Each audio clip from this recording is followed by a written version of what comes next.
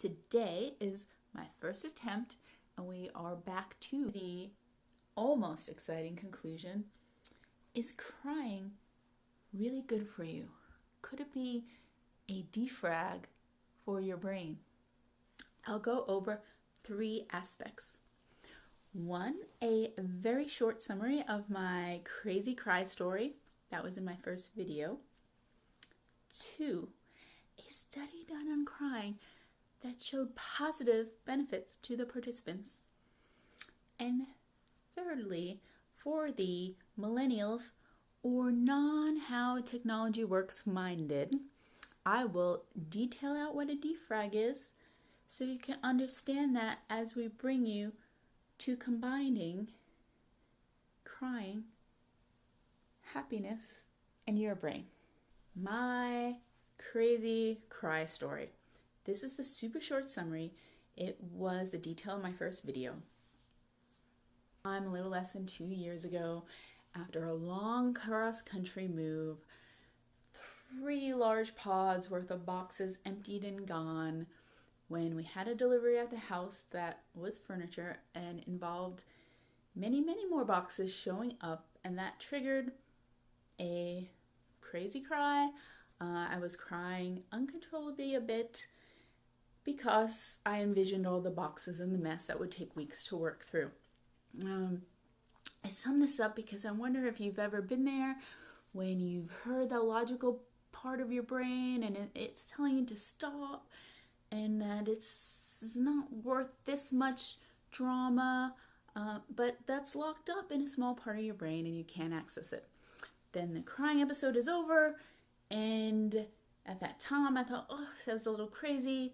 Certainly wasn't worth getting that worked up over some boxes that we were going to have to get rid of. But that leads us into the study.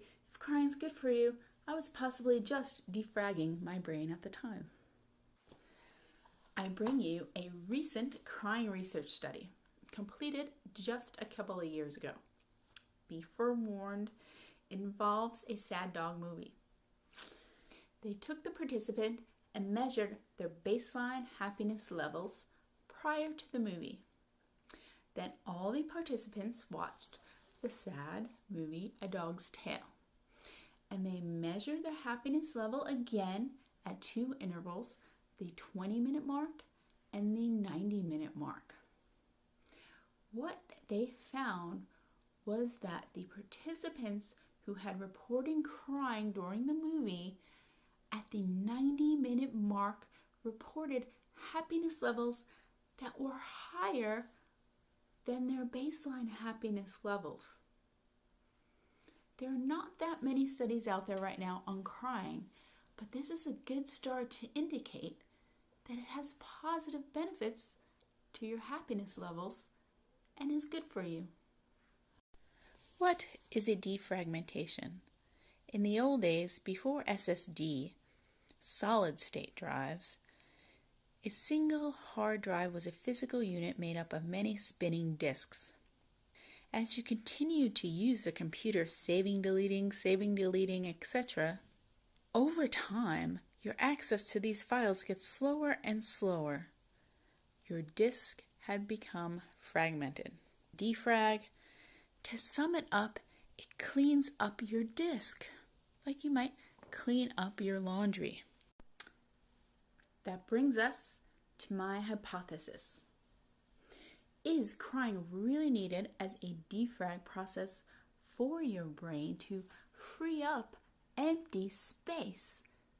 And as such, it is both needed and good for you, and therefore not crazy. In conclusion,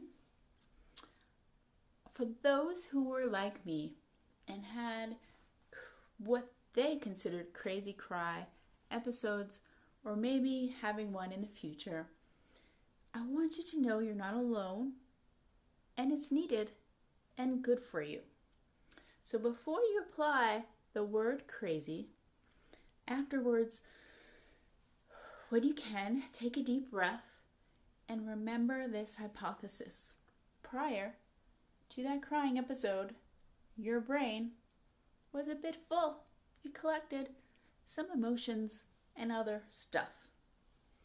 You needed to defrag your brain back to peak performance state. So next time, hope you embrace the cry.